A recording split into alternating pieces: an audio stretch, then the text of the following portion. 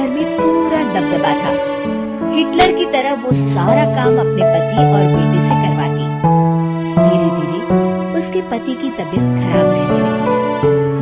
सुनो जी, अब आप बुजुर्ग हो गए हो, काम में भी अब हाथ आपके फुर्ती से नहीं चलते। अरे भाग्यवान, भगवान से डर।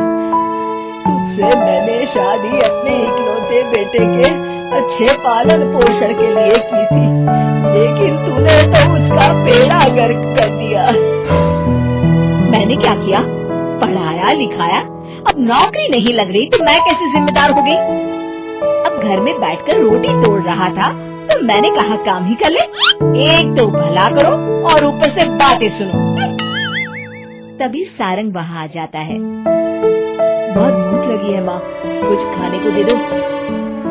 अब तुम्हारे पापा का हाथ तो चल नहीं रहा है, मैं ही जा रही हूँ आज किचन में, बनाती हूँ कुछ। हे भगवान, कैसे होगा इतना काम मुझसे? लक्ष्मी किचन में काम कर रही होती है कि तभी अचानक उसे आइडिया आता है। अरे मैं भी ना, अरे यहाँ तो फ्री की नौकरानी ला सकती हूँ मैं, फिर मैं क्यों खाना बना रही हूँ? उस दिन लक्ष्मी सारंग की पसंद का खाना बनाती है और बैठकर उसे बड़े ही प्यार से खिलाती है। खा ले बेटा, खा ले, पेट भर के खा ले। अरे रुक, मैं तेरे लिए ना गर्मा गर्म रोटियां लाती हूँ। सारंग और उसके पिता एक दूसरे की ओर बड़ी ही हैरानी से देखते हैं।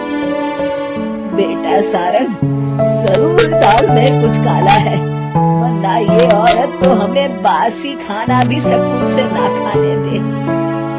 सुनील की बात लक्ष्मी सुन लेती है और जोर जोर से चिल्लाने लगती है। अरे हाँ, भलाई का तो जमाना ही नहीं रहा। एक तो आग में खुद को जलाकर तुम लोगों के लिए खाना बना रही हूँ और ऊपर से तुम्हें दाल काली लग रही है। अरे माँ, पिताजी का ये मतलब नहीं था, तुम बुरा मत मानो। अरे हाँ बेटा, तू कहता है तो मान लेती हूँ। लक्ष्मी सारंग के पास बड़े ही प्यार से बैठ जाती है और फिर कहती है, बेटा मैंने ना तेरी शादी करने की सोच ली है।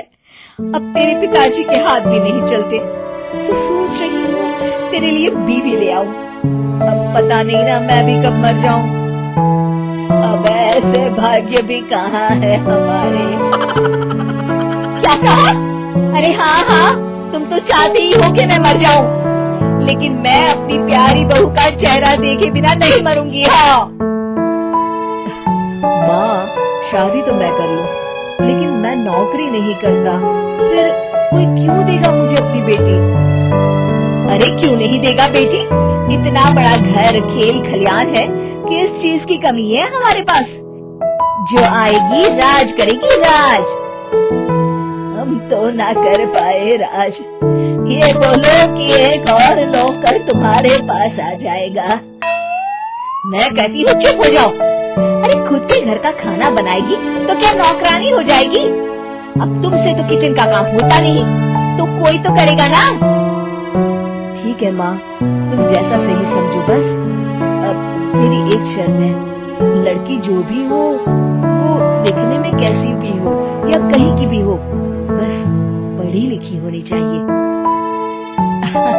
अरे हाँ, ला देंगे पढ़ी लिखी बेटा, मैंने कौन सा काम करवाना है उससे। हाँ।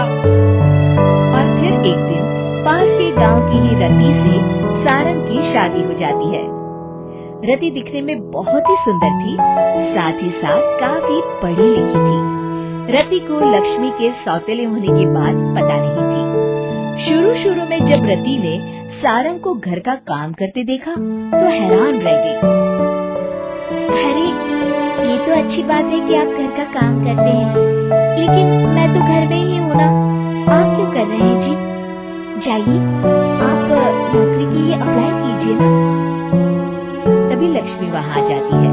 अरे रति बहू, करने दे उसे काम। और हाँ, मेरे घर के कुछ नियम है, कायदे हैं, यहाँ बीच में ना ही बोलो तो तुम्हारे लिए अच्छा होगा। रति को लक्ष्मी की बात कुछ अजीब सी लगती है। वो समझ नहीं पाती है कि वो ऐसा व्यवहार क्यों कर रही है, लेकिन उसे लक्ष्मी के सौतेले होने के बारे में कुछ पता नहीं चलता है। फिर एक दिन तो हद ही हो जाती है।